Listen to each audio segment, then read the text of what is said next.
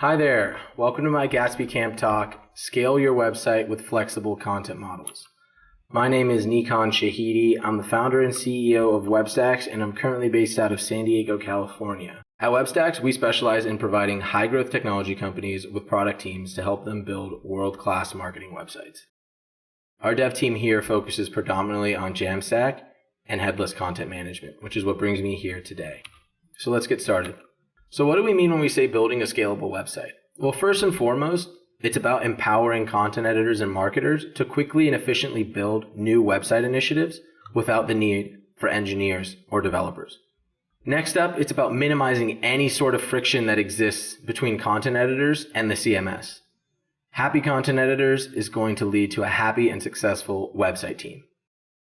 Next up is providing a consistent user experience for content editors within the CMS. That means using consistent labeling, consistent naming for things like records, assets, and templates, as well as labels and helper text.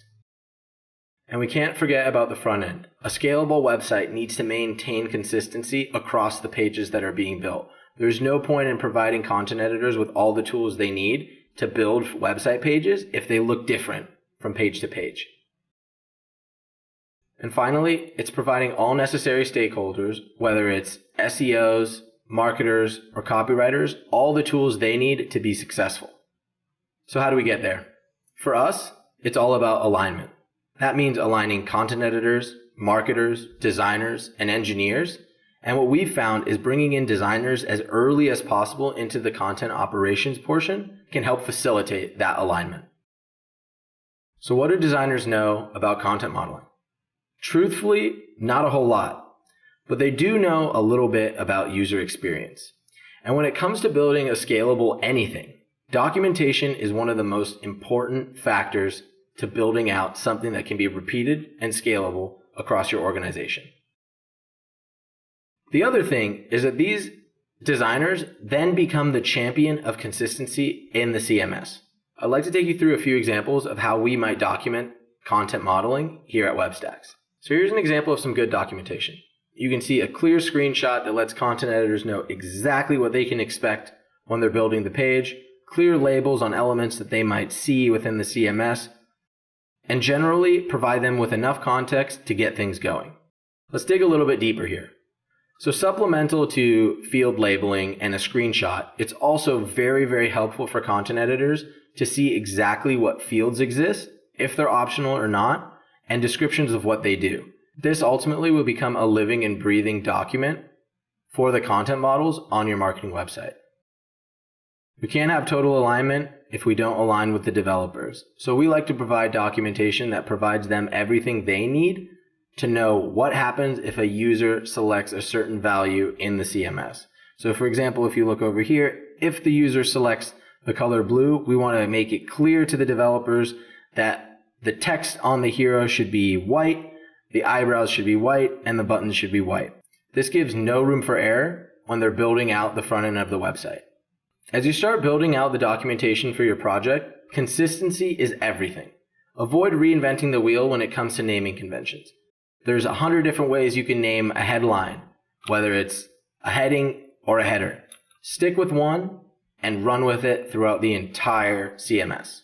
Likewise, there's a ton of different ways you can name a call to action, whether it's using the acronym CTA or button. There's no right or wrong answer here, but stick to one so content editors know what to expect. Next up is making it as flexible as possible for content editors and marketers. What we like to do is have one content model for our website pages that provide everything SEOs might need for building out a website page. The slug, the page title, meta description, social share image, and then one reference field for components that allow content editors to drag and drop visual components on the website akin to Lego blocks. To do this, we like to have a content model for each visual component on the website, whether it's a header, a hero, or a card deck. This empowers those content editors to add flexibility to their website pages without bringing in engineers for every single task. Here are a few tips to set you up for success as you start scaling your marketing website. One of the most important things that I can't stress enough is limit the number of content models that you have. We like to say provide the least number of content models with the most amount of variation. That means one hero component. You don't need a hero image or a hero video or a hero form. Use fields to flag things like images, videos, and forms on a single hero component. Same thing goes with things like confidence bars. If you have logos that you want to share on your website, you don't need a content model for the scrolling variation or the static grid variation. One confidence bar with a field that flags for each variation can suffice and can be very powerful. Use generic naming conventions. Try using things like accordion instead of FAQ. This allows you to be able to reuse this content model for different use cases around your marketing website. When in doubt, try to name something generically. And finally, don't sleep on video content. Headless content management is new to everyone, and it's especially daunting for new marketers and content editors. As an engineer or designer who's familiar in the CMS, it's so valuable to be able to whip up a Loom video or a recording to walk content editors through the CMS. Thanks everyone for listening, and I look forward to catching you all in our Q&A.